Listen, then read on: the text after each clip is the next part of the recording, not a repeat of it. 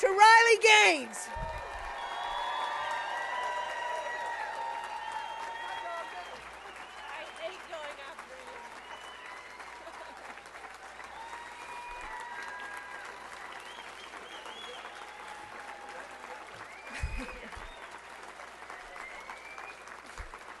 I hate going after Barbara.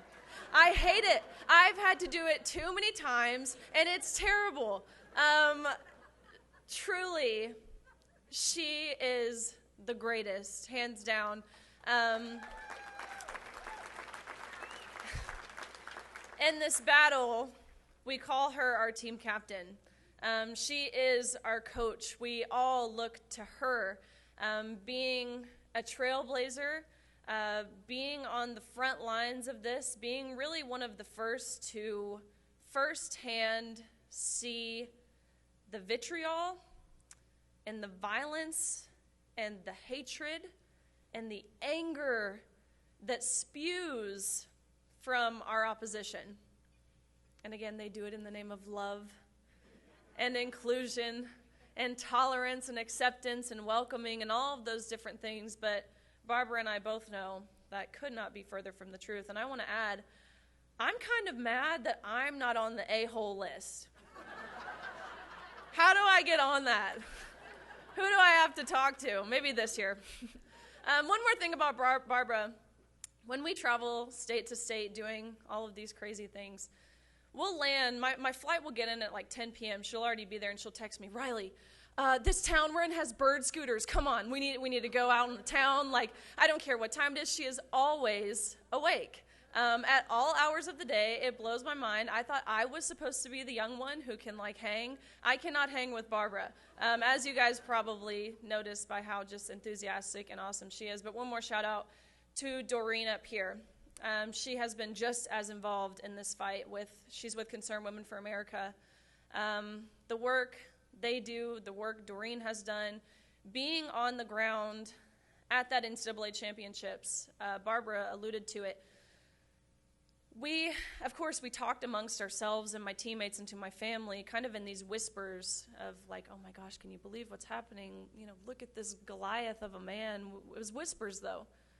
Anger and frustration and these grumbles. But when we saw people protesting with their signs, slowly but surely it gave us courage. It really did. I don't think you guys give yourselves enough credit for how that inspired us and me in particular. So thank you to the both of you. Yes, they deserve a clap. Also, I feel obliged to say this as a Kentucky Wildcat. Looking out and seeing so much red is painful. We were, yeah, go Big Blue. We were ingrained to hate the Cardinals. We hated Louisville, and so wearing red, it's funny, my husband and I, my amazing husband, Louis over here, yes, he's my rock, but we flew in separately to get here, and so I had forgotten a red dress, right? So I text him, Louis, please don't, before you come, please don't forget to pack one of my red dresses. Okay, honey, I'll do it, of course. So we get here, and I'm getting ready for the event, and I'm like, oh, could you hand me my red dress out of your suitcase? He's like, what red dress? I was supposed to bring you one of those? Yes, you were. But lucky for me, this wonderful town has a bunch of cute little boutiques, so I found something. But had to say that too. And one more thing before I actually get started. The young athletes back here, that was so revitalizing for me to be able to meet you guys. Truly, I think that, of course, they brought me here to inspire you, but it is that inspires me. And so one more applause for them.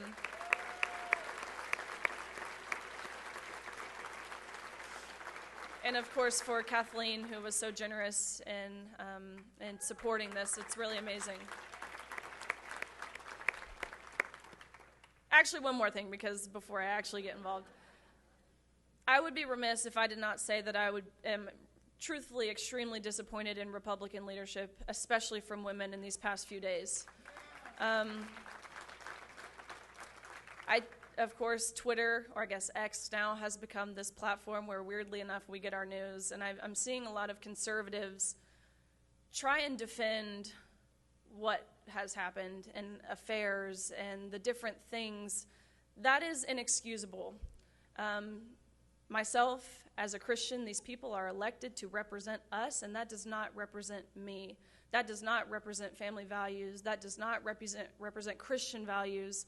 And so I wanted to be the first to really say that the female leadership in our party over the past few days was extremely disappointing, to say the least. But enough about that. A little bit about me. I graduated University of Kentucky last year with my degree in human health sciences and health law. And I had every intention upon graduating to go to dental school. I had scored in the top percentile of the DAT, which is this pretty miserable 4.5-hour-long test to get into dental school, covering organic chemistry and biology, weirdly enough, math, reading, all of the things. And so scored in the top percentile. I had accepted my seat, put my deposit down to get in, or to go to dental school. But I realized the quickest way to make God laugh in your face is to make plans for yourself. He very clearly had different plans for me. I saw what was at stake. I saw experiencing what I experienced, seeing, again, how we all felt, knowing those who came before me who fought relentlessly for Title IX, and, of course, that next generation of female athletes to come who don't yet have a voice or who don't yet understand the implications this will have on them and their opportunities.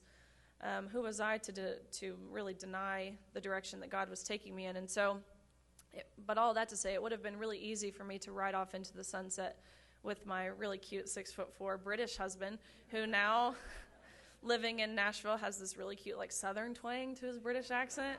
So it's pretty cute.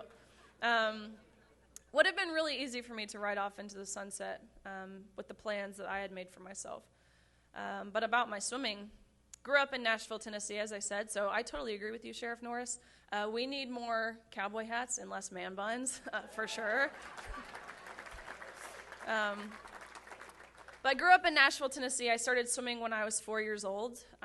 Of course, I graduated when I was 22, so I dedicated 18 years of my life to my sport.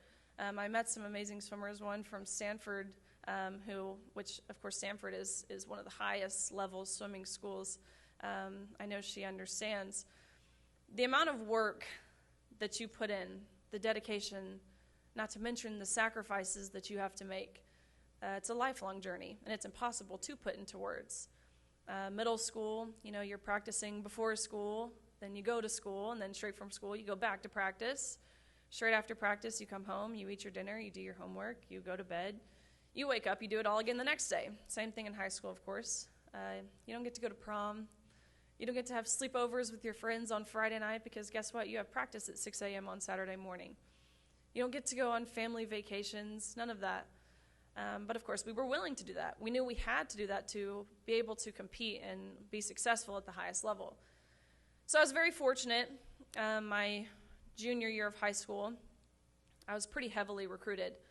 To be totally frank, I could have gone anywhere in the country that I wanted to go. But I'm extremely biased, and I think the SEC is the best conference by far. Sorry. My dad played in the SEC. My mom played softball. All my uncles played in the SEC. So I knew I wanted to be an SEC athlete. But truth be told, I thought I was going to be a Florida Gator. Always, my whole life. Hopefully the people in this room can agree. At least it's not University of Tennessee. Can we all agree that we don't like them? Yeah, we never sang Rocky Top in my family. So, thought I was going to be a Florida Gator. Took my trip there, and I didn't get that feeling that I was told you're supposed to get. Everyone told me, when you go to that football game on your official visit and you hear the fight song, you'll get chills. And I didn't get those chills. Maybe it was this weird gator chomp they were doing. I don't know, but I didn't get it. So I kept taking my trips, Georgia, wherever else.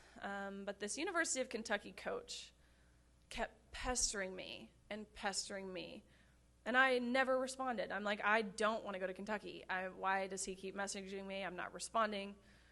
But weirdly enough, my boyfriend at the time, who's not my amazing husband now, My boyfriend at the time was a lifelong Kentucky fan. And so they were offering me, we'll take you to a basketball game, whatever you want. And this was before Kentucky was losing to like the Peacocks or whoever we lost to in the NCAA tournament a few years ago. So I thought, okay, sure, we'll go. I'll just kind of take advantage of this coach. It'll be a cool Christmas gift for my boyfriend to go to this basketball game. But oh my gosh, those chills you get when you hear the fight song, I got them there. I fell in love with that coach. Still to this day, he's my best friend. He was a pest at the time, but I couldn't be more grateful for him. The team, the resources that they poured into you outside of just athletics, your academics and your service and things that mattered to me. And they weren't a top swimming school. I wouldn't even say mediocre swimming school. But suddenly that didn't matter to me.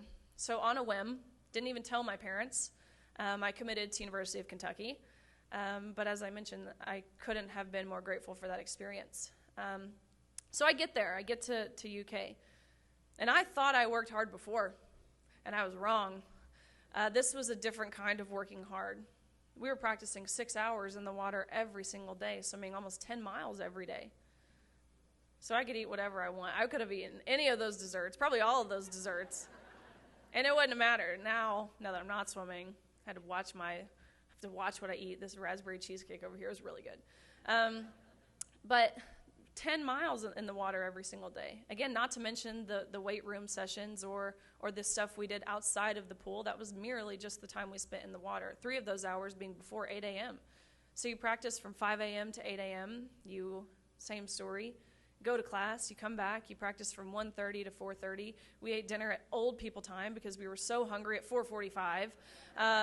Then, hey, but not here. It's late here. It's 9 o'clock. So you guys aren't old.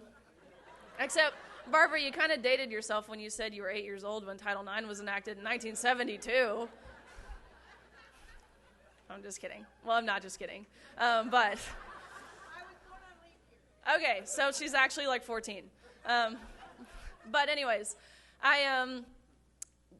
it was a lot of work put into it, of course. But anyways, freshman year was a lot of adjusting.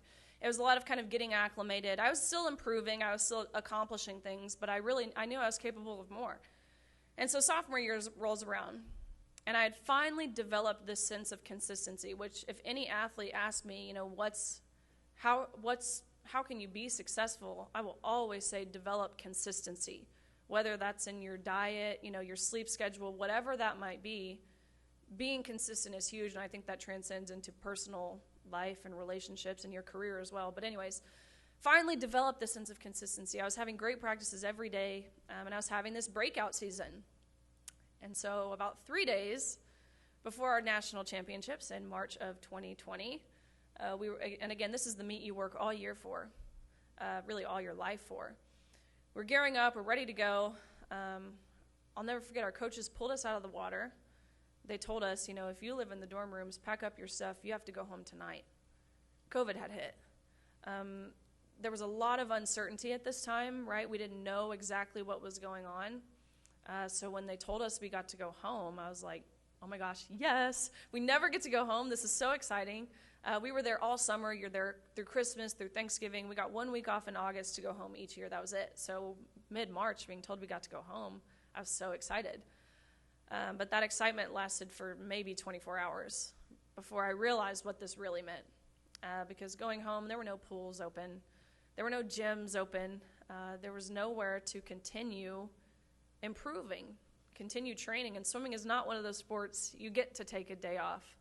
Unfortunately, we don't have gills, so it's not very natural for humans to be swimmers. So you set yourself really far back if you take even a few days out of the water. And so it was a stressful time period, but fortunate for me, there's lots of lakes in Tennessee. And so every day I put on a wetsuit and swam miles aimlessly in the lake. I had this route where I'd jump in the boat dock and swim by Johnny Cash's house, and then I'd come back in a couple-mile route. But again, I did this every day. And the amount of snakes I swam by, and dead catfish that would hit you in the face it was miserable.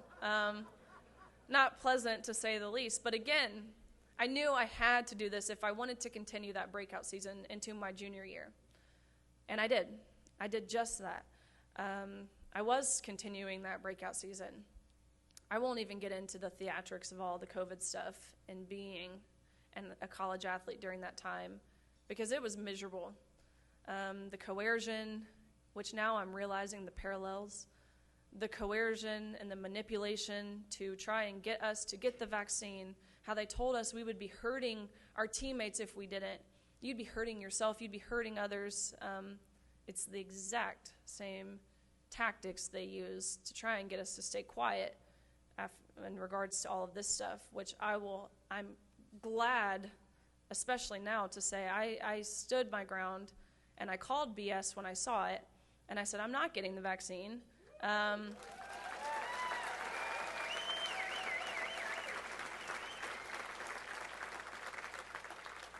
But I think that prepared me for this too. I learned how to say no, which the rest of my team didn't learn that. They told us we wouldn't be able to travel to our meets. Me being their best swimmer, I said okay, and of course I traveled to the meets. I realized that mandate or mandatory does not mean law, and I think that's something we should all realize here moving forward. But anyways, outside of the COVID theatrics, which is a whole different story, my junior year I continued this breakout season, and ultimately this was when I was voted team captain. University of Kentucky, as I mentioned, we were a mediocre swimming school before. We had won our first ever SEC title, meaning we beat those stupid Florida Gators and the Tennessee Vols, either way. We won our first ever team title. I won my first individual SEC title. Ultimately this year I ended up placing 7th in the country, which I was proud of. To be top 8, you're an All-American. It was a pretty high honor. But it was right then and there that I placed 7th that I knew my senior year I had a goal of winning a national title, which would, of course, mean becoming the fastest female in the country in my respective event. And so senior year rolls around, and I'm right on pace to achieve that goal.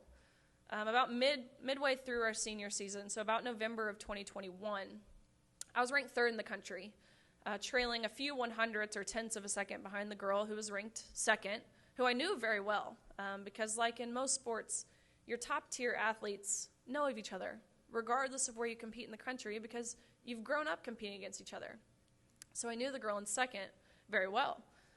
But this person, leading the country by body lengths, I had never heard of before. I just watched that happen. This is good suspense here, right? As if we don't know how this story turns out. But I had never heard of this person before, and this was the first time I became aware of a swimmer named Leah Thomas. And so there was a lot of red flags at the time. Keep in mind I hadn't seen a picture of this person, or else I would have known what was happening. But I just saw this name, Leah Thomas, and I saw this was a senior from University of Pennsylvania, which isn't a school that historically produces fast swimmers, leading the country by body lengths, ranking at the top in the 100 freestyle, which is a sprint, and all of the freestyle events in between until the mile, which is, of course, long distance. And for those of you who don't understand swimming, think about this in terms of your Olympic runners. This is like saying your best 200-meter Olympic runner is your best ultra-marathon Olympic runner. They're totally different systems, but that's what we were seeing in this person. And so I'm talking to my coaches and my teammates and my family, who is this? I don't know. We had no idea. Until an article came out. This was an article that kind of briefly recapped the results of mid-season, where everyone stood in the country, national rankings. And this article came out. And it very briefly disclosed, I'm talking in a blip of a sentence. It says, word for word, Leah Thomas is formerly Will Thomas and swam 3 years on the men's team at University of Pennsylvania before deciding to switch to the women's team, and then carried on. And so my coach, who of course knew my goals, sent me this article, the link to it, and he said, you need to read this. And I read it, and I read it again and again. And of course I was so shocked because this is never something I thought would have happened. I figured there were rules in place. Actually, no, I didn't, because I didn't think you would need rules for this. I never imagined this would happen, so of course I was shocked. But really, I felt this sense of relief when I read this, because I thought, oh, this makes sense. This person actually isn't a threat to me winning a national title, because there's no way this person will be able to compete with us. There's no way. Maybe it just hasn't been addressed yet, but the NCAA surely will. And what furthered my sense of relief is I went to look up who Will Thomas was, because I was curious, was this a lateral movement? Was this someone who went from ranking first against the men to now continuing to rank first against the women? Which is, of course, not what we saw. We saw this was a mediocre man, at best, ranking 462nd the year prior when competing against the men. But again, that's why I felt relieved, because I thought the NCAA would see it how I saw it, and how, again, my teammates, my competitors, my coaches, my family, how anyone with any amount of brain activity would probably comprehend this. Again, nothing opinionated, nothing hateful. What was on the paper in front of us, this person went from 462nd to a year later dominating the women. That doesn't happen in our sport, really in any sport. I thought the NCAA would see it like that, but they did not.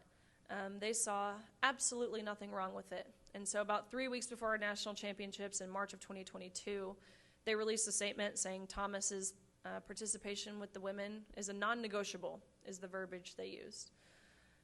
And so I got to personally witness and really feel the effect that this infringement, this injustice had on myself and my teammates and my competitors. And I don't claim to speak for every single person on that pool deck. I know I don't. But I certainly claim to speak for the overwhelming majority of us, because I saw the tears from the girls who placed 9th and 17th and missed out on being named an All-American by 1 place.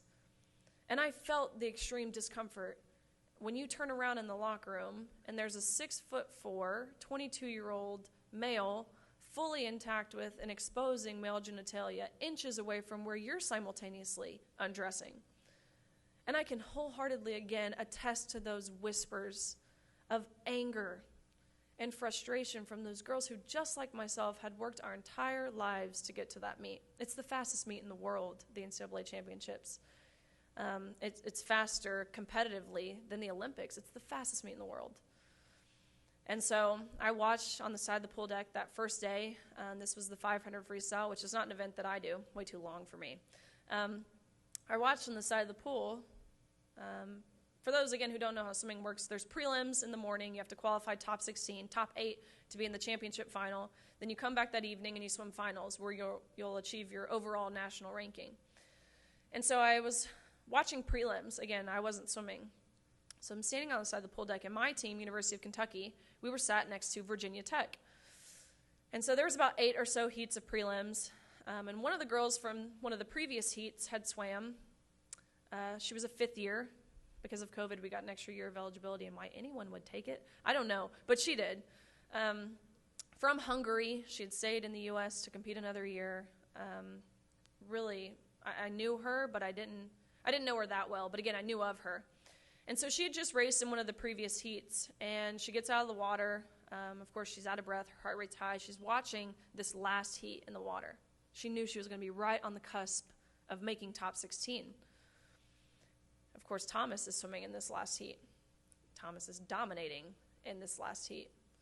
The heat concludes. She looks up at the record board, and she saw she placed 17th. And this is when my feelings shifted entirely, because up until this point, I was confused. Of course, I felt angry, but admittedly, and I hate to even admit it, there was almost this sense of intriguement, curiosity. What is this going to look like? We had a lot of questions. So admittedly, there was some intriguement. It was like a circus, that's why. But anyways, this Reka, she's standing next to me. And again, I knew her, I didn't know her that well, but I will never forget. She grabs my hand, and she looks at me with tears pouring down her face, and she says, I just got beat by someone who didn't even have to try. and I felt like I'd been punched in the stomach. And those feelings of intriguement, I felt ashamed for having those, because those feelings shifted to heartbreak. It shifted to, I felt gutted. I felt betrayed, really. And so we come back that evening, and to no one's surprise, Thomas wins a national title, becoming the first man to win a Division I NCAA women's title, trailblazer, beating out, again, Olympians, American record holders, the most impressive female swimmers this world has ever seen by body lengths, which is a very large margin in swimming, a sport that's measured down to the 100th of a second. Even the time Thomas went last year would have destroyed, by body lengths, everyone in the country, all the girls in the country this year. I shouldn't say everyone, because it certainly wouldn't have beat the men, but it would be every girl in the country this year by body lengths. That next day of competition, that was the 500 freestyle. The next day was the 200 freestyle, which is the event that Thomas and I raced in.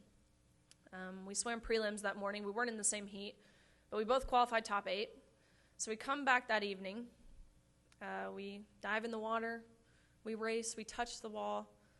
And almost impossibly enough, we had tied, meaning we went the exact same time down to the 100th of a second, which ties happen in swimming. But when you're racing for 1 minute and 40 seconds and not even 1/100th separated us, just as you said, Barbara, that is the Lord. That is the Lord working through this situation, showing he has his hand on it. And so we get out of the water. I'm looking at my teammates. Their jaws are on the floor because they know how I felt about it. If this could have happened to one person, of course it was going to happen to me. And so we get out of the water. We go behind the awards podium where typically you're handed this little $5 production trophy and you're marched out and you're named an All-American. And so we go back there, and the NCAA official looks at both Thomas and myself. Again, Thomas towering over me at 6'4", me at a mere 5'5", 5'6". And he says, "Great job, you two, but you tied. And we only have one trophy. So we're going to give this trophy to Leah. Sorry, Riley, but you have to go home empty-handed." And I was so taken aback. Of course, my heart rate was high. There was a lot of adrenaline pumping, so I probably said some things I shouldn't have said. But I looked at this official, and I asked the question that no one dared ask all season. And I said, why? Why are you adamant on giving this trophy to a man in the women's 200 freestyle?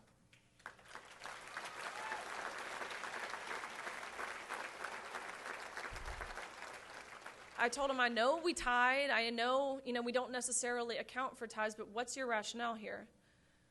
And he wasn't prepared to answer this question. They didn't give him a script of what to say when someone asked the question of why. And so he stumbles on his words, and he's, well, we're just doing this in chronological order. So I said, okay, G comes before T. So what are you being chronological about? And I continued to press. And his face visibly saddened. He didn't even believe what he was about to tell me. And his eyes sunk in, and he said, "Riley, we've been advised when pictures are being taken that Leah has to have the trophy. You can pose with this one, but again, you have to give your trophy back. Leah takes the trophy home. You go home empty-handed, end of story." And that is what thrusted me over the edge. Because up until this point, I'd cowered. I'd waited for someone else to, because I thought someone else would. I thought surely there would be one of those coaches to stick up for us. Surely someone with political power, surely someone within the NCAA, some other swimmer, someone's dad would come down there and yank this man out of our locker rooms. So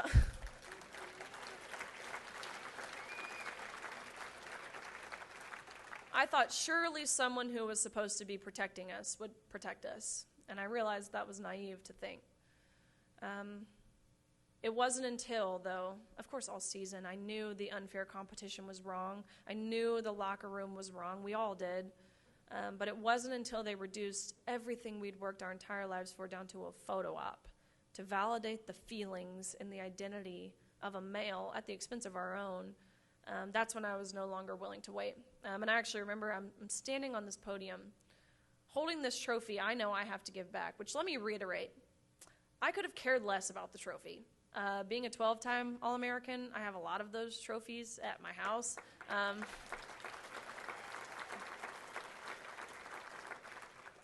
It wasn't about the tangible object of the trophy. It was the principle behind what was happening.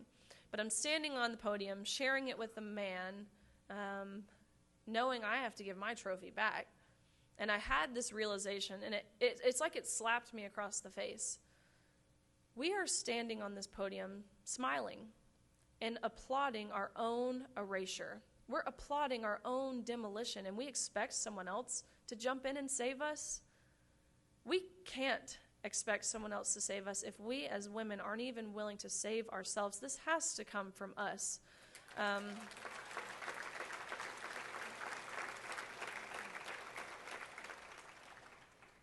One more thing about this meet. Well, I touched on the locker room. If I had to see it, you guys at least have to hear about it. First of all, we were not forewarned we would be sharing a locker room. No one told us that. There was no prior announcement. We didn't have the opportunity to make other arrangements for ourselves if this is something we felt uncomfortable with.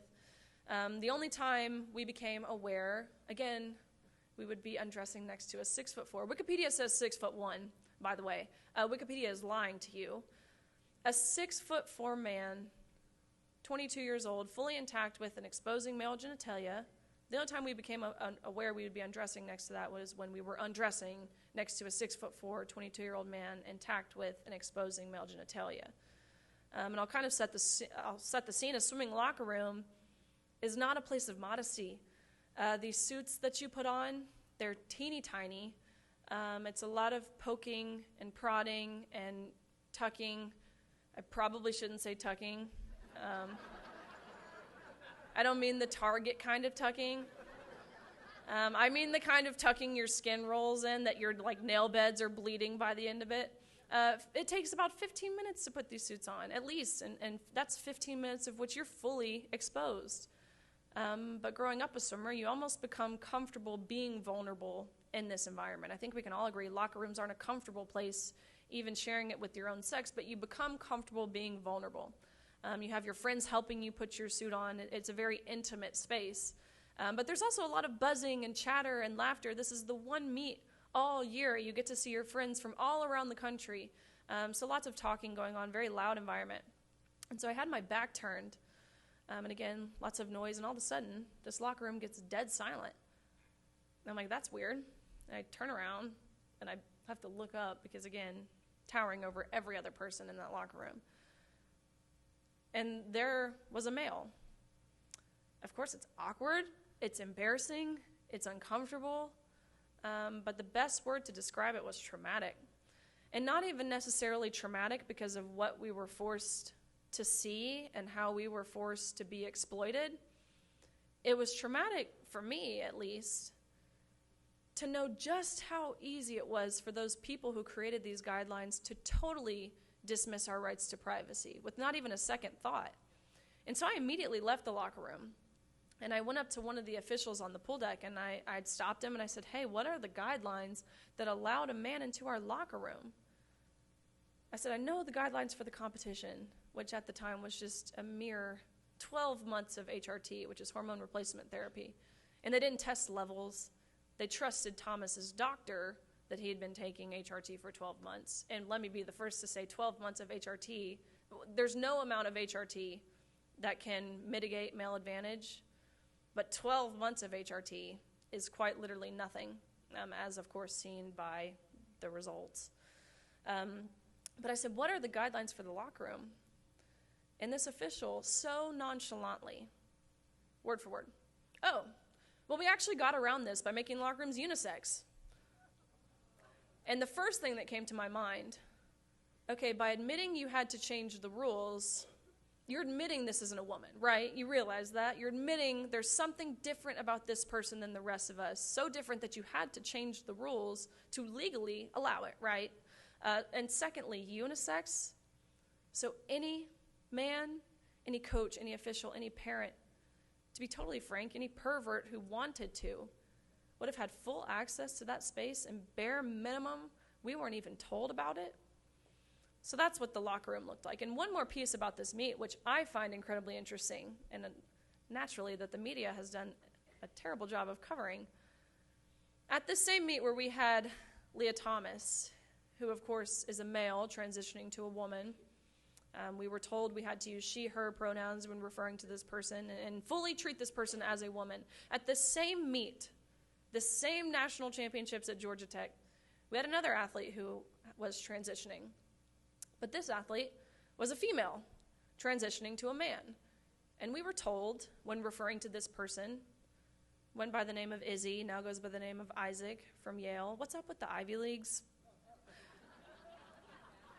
I thought these were supposed to be places of higher education, and now you guys are getting lectured by a blonde from University of Kentucky. Isn't there like a joke about that somewhere? At this same meet, Izzy, now Isaac, female transitioning to a man. We were told we had to refer to this person using he, him pronouns and fully treat this person as a man. Picture this, okay? It's the 100 freestyle finals, so the top 8 swimmers in the country. And you have a 6'4" man in a woman's swimsuit with a bulge. Sorry, again, I had to see it. You guys have to hear about it. Next to a woman swimming only in a Speedo. It was like the Twilight Zone. If real people weren't being hurt in this process, it would be funny. It's like a South Park episode, but real life. Seriously, there's a woman in a Speedo next to a man in a women's swimsuit. And Izzy, now Isaac, who we were told we had to use he, him pronouns when referring to this person, ended up, I think, finishing 5th, competing against the women, which of course is a really high honor to be top 5 in the country. Now, Izzy/Isaac, she is competing with the men, finishes dead last every single time. And I don't say this to be funny. The only meet I watched of hers this year, the only male swimmer she beat was a male swimmer with one arm. Again, it's literally a Babylon Bee headline, but real life. But again, I say that to say, if we were really basing this off gender identity, like the Biden administration is so desperately pushing for, if we were really basing it off of that, then why did we have Izzy competing with the women? And I can answer that. I think everyone in this room can answer that. And it's because Izzy, now Isaac, would never and will never be able to compete at that same level with the men. And that has been proven. After all of this, I think we can all agree swimming is not a sport that garners media attention. But there was a lot of attention at that meet, which, might I say, was a huge distraction from what we were there to actually do.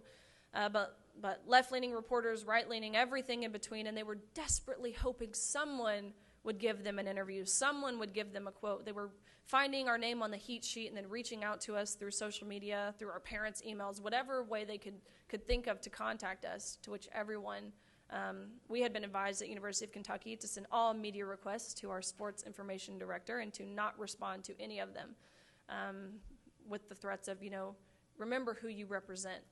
You signed a scholarship giving us full access to what you do when you wear our university on your cap or on your suit. So you're not allowed to comment. That's what we had been told. We had to go to media training. For the first time in 4 years at University of Kentucky qualifying for NCAAs, they forced us to go to media training this year. Whereas a 21-year-old college senior, they're teaching me how to use she, her pronouns. I still can't believe that. That's something you don't even learn in school, pronouns, because it's so innate. It's so inherent. They were asking us to throw away logic and common sense, which you all know. But anyways, I had decided to ignore my sports information director, and I remember calling my athletic director, Mitch Barnhart, at University of Kentucky. In terms of athletic directors, he's very well respected. He's been at University of Kentucky for over 20 years. He serves on all the different boards and governing bodies and all of those different things, and he's an amazing guy, and we had a great relationship. And so before I took a public stand I really didn't want to paint my university in a bad light because I loved UK. And so I called Mitch Barnhart and I said, hey, this is what happened. This is how we feel. And when I say we, I mean my entire team at University of Kentucky. Because being a captain on that team, I made sure to facilitate this conversation. And of the 40 girls on our team, 38 of them felt the exact same way that I'm speaking to you guys. So I said, this is what happened. This is how we feel. How do you feel if I take a public stance acknowledging that this is wrong and harmful? And I'll never forget, he said, Riley, I love you. I support you. Stay true to your heart and speak your convictions, and don't worry about painting this university in a bad light because we're behind you. And I thought nothing of it.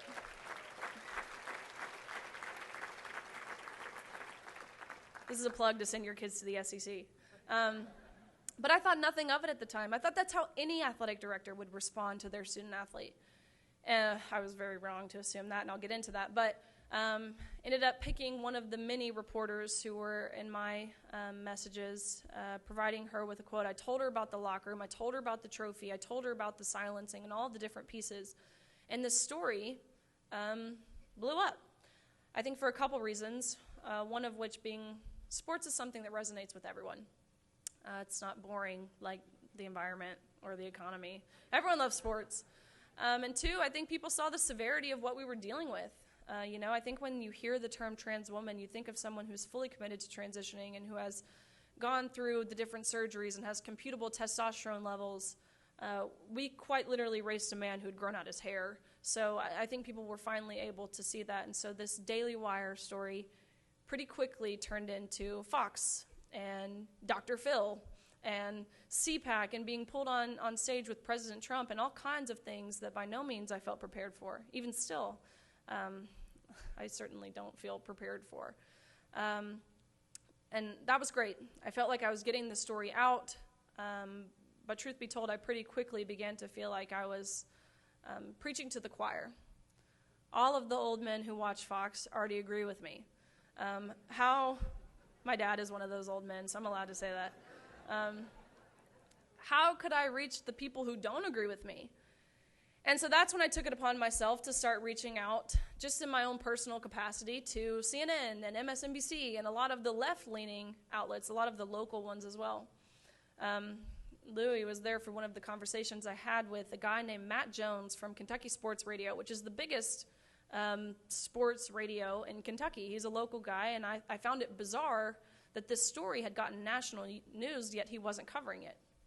And so I called him, I messaged him like, hey, why aren't you covering this? He said, I just don't really like to get political, yet he has a book called Ditch Mitch, talking about Mitch McConnell, so BS. But I called him, and I had asked him, and he told me, I really just don't agree with your stance. And it turned into this screaming fit that lasted probably an hour. And he asked me, okay, well, what do you think the solution is? And I told him, very, very forthright, I said, I'm 21 years old. I can't be expected to create a solution, but I do know the solution doesn't involve women compromising. And he said, that's your problem. You're not willing to compromise, therefore you're a hateful bigot, and I'm not willing to report on the story. Same thing CNN said. Same thing MSNBC, MSDNC said. They said, we're not going to give you a platform to spread your hate, which was really hard to hear because these outlets were actively, other than Matt Jones, they were actively reporting on the story. I thought surely they would want to consider the perspective of the girls who were on that pool deck. No, they didn't want that perspective. That's not what gets clicks and likes. And that's the first time. Of course, I knew media bias existed, but this is the first time that I realized they don't want us unified. They want division. They create the divide. They purposefully create the divide. So I kind of continued on talking with Fox and different things. Of course, a lot of right-leaning outlets. But then I kind of began to feel like I was whining. I was sick of hearing myself. I couldn't imagine other people. They're probably so sick of hearing me. And so having parents who played sports, my dad was an NFL player. He had always told me growing up, put up or shut up. You can complain all you want, but unless you're willing to do something about it, then it's simply just complaining, and no one wants to be around a complainer. And so that's when I decided to start getting involved and doing everything I could to make impact. And that's, of course, when I met the likes of Barbara and Doreen and started traveling state to state, at first entirely out of my own pocket, to testify on behalf of these women's sports bills being put forward. And as Barbara mentioned, now